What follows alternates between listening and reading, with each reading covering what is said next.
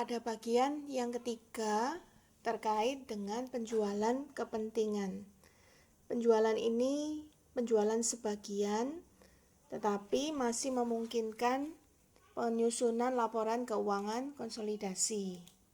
Nah, coba kita lihat ya, pada prinsipnya apabila ada kata penjualan sebagian kepemilikan, maka seharusnya ada keuntungan atau kerugian. Keuntungan atau kerugian ini merupakan selisih hasil penjualan dengan nilai buku investasi yang dijual. Otomatis karena diasumsikan sejak awal memiliki kepentingan yang signifikan, maka investasinya sudah dicatat menggunakan metode ekuitas. Nah, mestinya keuntungan atau kerugian akan dianggap sebagai gain atau loss dan diakui pada tahun terjadinya penjualan. Akan tetapi menurut JEP, penjualan gain atau loss ini hanya diakui jika nilai yang dijual lead to deconsolidation. Jadi penjualannya sedemikian jumlahnya sehingga kepemilikan sisa yang dipegang oleh induk di bawah 50% sehingga tidak ada lagi kewajiban deconsolidation, maka gain atau loss itu boleh diakui. Akan tetapi jika masih memegang sebagai kepentingan pengendali, maka dianggap sebagai transaksi ekuitas. Nah, kasus kita menganggap penjualan ini masih dianggap sebagai transaksi ekuitas karena induk masih memegang sebagian besar saham atas anak perusahaan. Nah, dalam beberapa kasus bisa saja kepemilikan yang dijual itu mampu diidentifikasi, pembelian yang mana, yang awal atau yang tengah, yang kedua atau yang ketiga, sehingga apabila bisa diidentifikasi maka bisa menggunakan metode dengan asumsi FIFO atau identifikasi khusus. Nah, kasus ini mengasumsikan, jadi kasus C dibahas dengan dua versi. Yang pertama, bagaimana jika penjualan dilakukan pada awal periode. Nanti Anda bisa membaca kasus yang kedua apabila penjualan dilakukan pada tengah periode. Nah, ini coba kita lihat kasusnya. Sun dikatakan merupakan anak perusahaan. Dia dibeli atau dimiliki 90% sahamnya oleh PAM. Nah, akun investasinya bersaldo 288.000.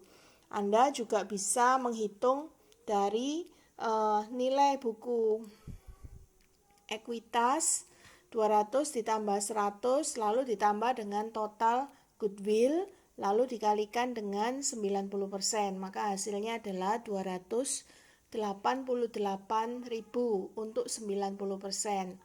Lalu dikatakan sepanjang tahun 2017 Sun melaporkan laba 36.000 dan dividen dibayar 1 Juli sebesar 20.000. Nah, asumsi yang pertama adalah akun investasi ini dijual pada awal tahun. Sehingga dari sini nilai akun 288.000 inilah yang akan kita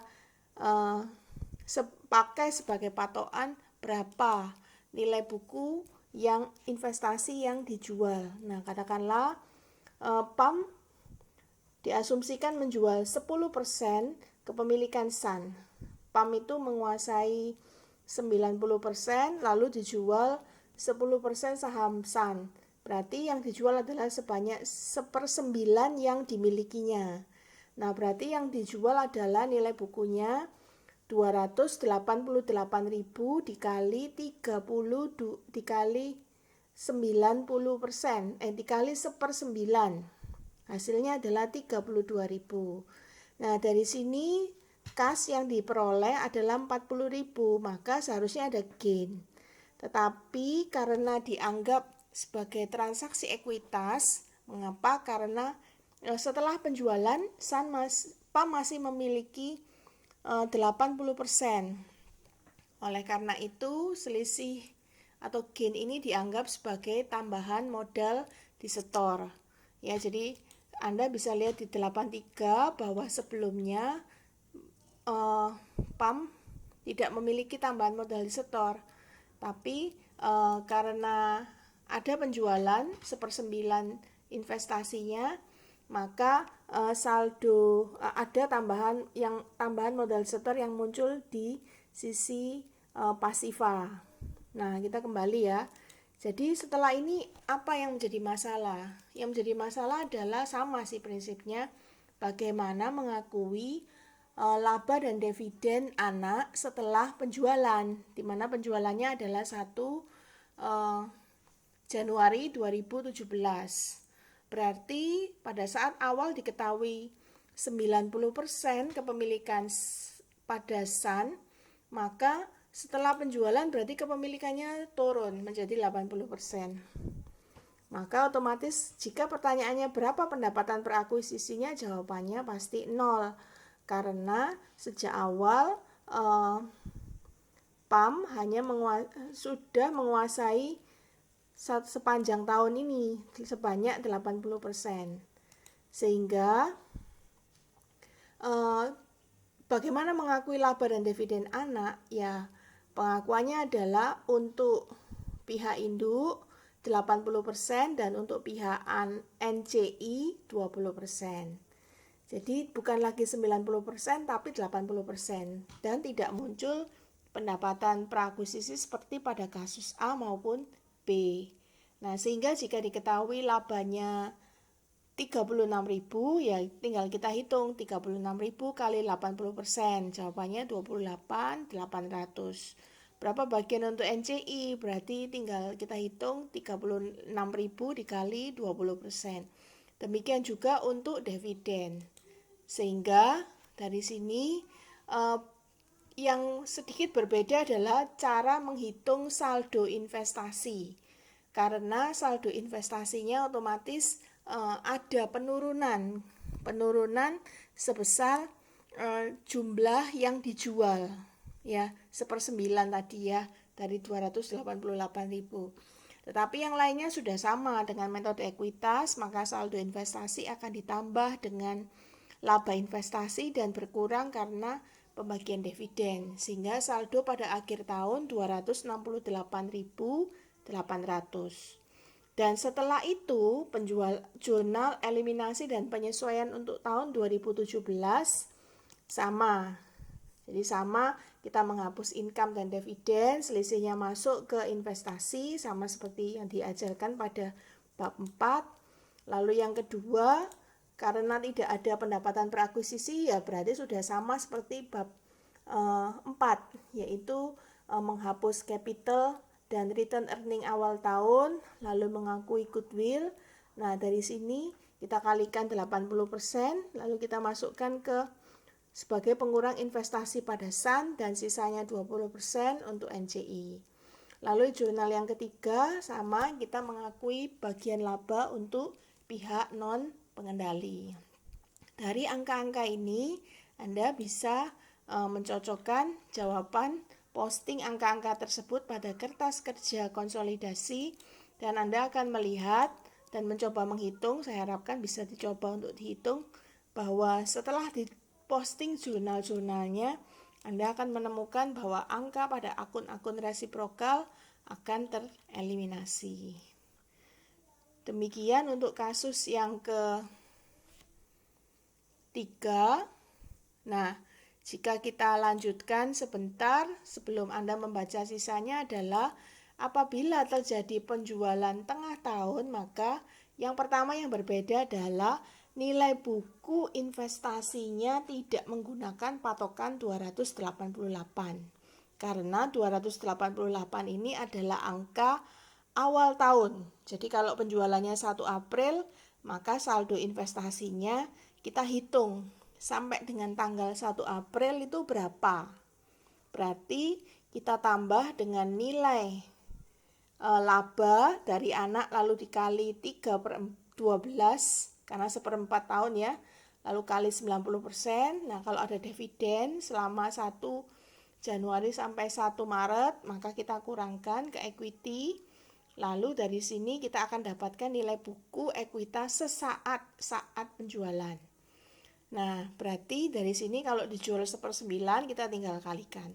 Kalau penjualannya 1 Juli bagaimana? Sama, jadi investasi awal 288, lalu kita tambahkan dengan 90% kali laba bersih setengah tahun, lalu kita kurangi dividen jika ada pada periode Januari sampai Juni, lalu dari sini kita kali dengan portion yang dijual. Nah, dari sini prinsipnya sama. Kita bandingkan dengan harga jual. Timbul gain atau loss. Kalau timbul gain, maka gainnya kita akan akui sebagai penambah TMD, tambahan modal disetor. Sebaliknya berarti sebagai pengurang tambahan modal disetor. Nah, jumlah ini akan tercantum pada laporan keuangan induk dan tidak dihapus. Nah, dari sini kalau sudah bagaimana? Ya, kalau sudah, maka kita menghitung, prinsipnya sama. Bagaimana mengakui laba dan dividen setelah terjadi penjualan tanggal 1 April. Nah, kalau tidak terjadi penjualan kan mestinya kepemilikannya 90%. Berarti laba dan dividen dibagi di dua pihak, untuk induk 90% dan untuk NCI 10%. Akan tetapi karena tanggal 1 April dilakukan penjualan, jadi persentase 90% ini jumlahnya menurun menjadi 80% pada tanggal 1 April. Maka penghitungan laba akan terkoreksi. Mengapa? Karena ada porsi induk yang menurun sementara porsi NCI meningkat. Jadi ini adalah porsi yang kuning, adalah porsi NCI yang meningkat. Jadi bagian laba untuk NCI sama dengan laba bersih kalikan 10%, 10% berarti yang di sini, berarti ini adalah 3 bulan, 3/12. Lalu setelah 1 April, NCI ini jumlahnya bertambah. Karena NCI adalah pihak yang bukan induk. Berarti kalau induk tinggal 80%, ya berarti NCI naik menjadi 20%.